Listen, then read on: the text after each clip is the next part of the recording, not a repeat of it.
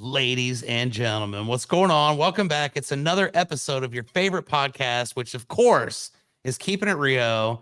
And this, my friends, is episode 158. Super excited for my guest today. I'm looking right now. This is going to be a pretty damn good intro because my guest today, ladies and gentlemen, I'm just reading this off of your email. So this is all official stuff. No, let's not do that. Well, no, I mean, I'm just reading. I got a little thing here. Our guest today is the CEO and founder of Brandall LLC, as well as Vanguard Mobile Inc., Metro Media Ventures Incorporated, as well as Hustlers Grind Coffee LLC. So I feel like we're going to have quite a bit to talk about. Ladies and gentlemen, please help me in welcoming my friend Dean Talley to Keeping It Rio. Dean, how's it going, my friend? I am keeping it real. I'm keeping it real. That's what I'm talking about. So welcome to the show. We've had a little bit of a fun time trying to connect here. We had to reschedule because of a conference that I didn't know I was going to be going to. And just here within the last couple minutes, we've kind of learned a little bit about technical concepts as it pertains to streaming. So thankful that we're here. And we both probably have about the same level of tech expertise. Very little, my friend. It's funny how little you need to make something like this work, but no kidding, making it work. So that's cool. Why don't you tell us a little bit about what's going on, my man? Where are you coming at us from today? I live in Kansas City, Missouri.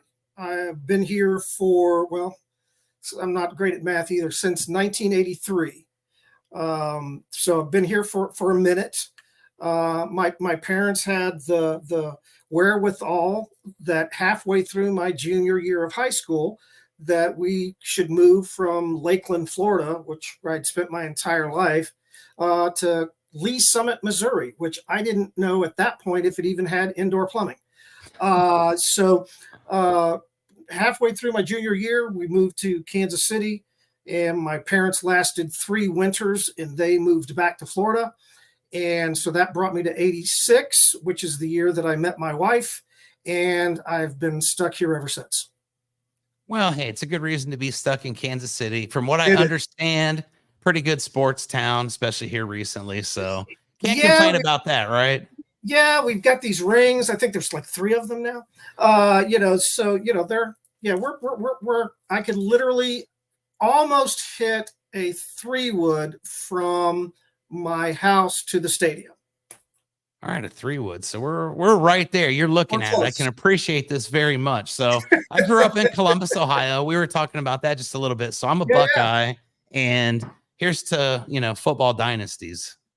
Absolutely. I feel sorry for those that live in towns that don't have them.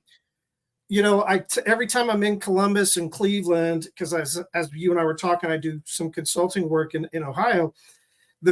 After I signed my consulting contract with that particular franchise owner, the very first trip to Cleveland actually was right after the Chiefs had beat Baker Mayfield to go to, I think, the Super Bowl. And there wasn't a single person in Cleveland that was happy to see me.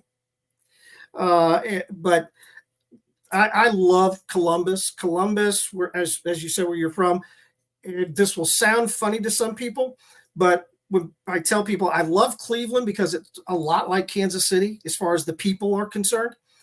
And Columbus, to me, is like a smaller version of Austin.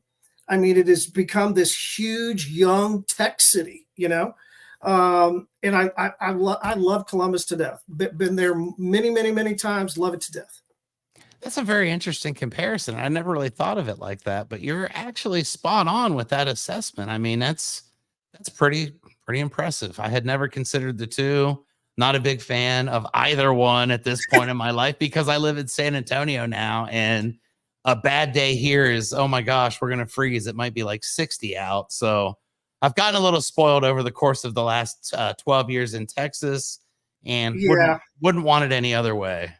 And I don't blame you. I have one friend that we've known each other since we were 11 years old who lives in Houston, actually Kima now. But and for about a decade, from 2001 to 2010, 11, my wife and I owned a digital signage company.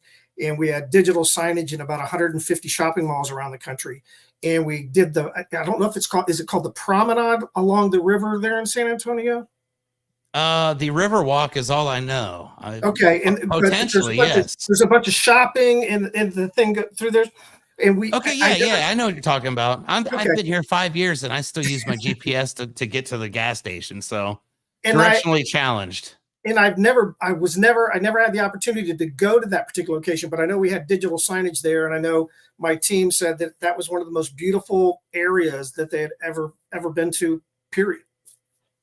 In that It's a market. fact. It's a fact, and I'm glad that I'm here. I've been here for 5 years, and like I said, I still use the GPS to get to the gas station. I need to travel around a little bit and explore my city, but the weather is outstanding, and so is the golf. So here's to Are you San Antonio. you're a golfer? Well,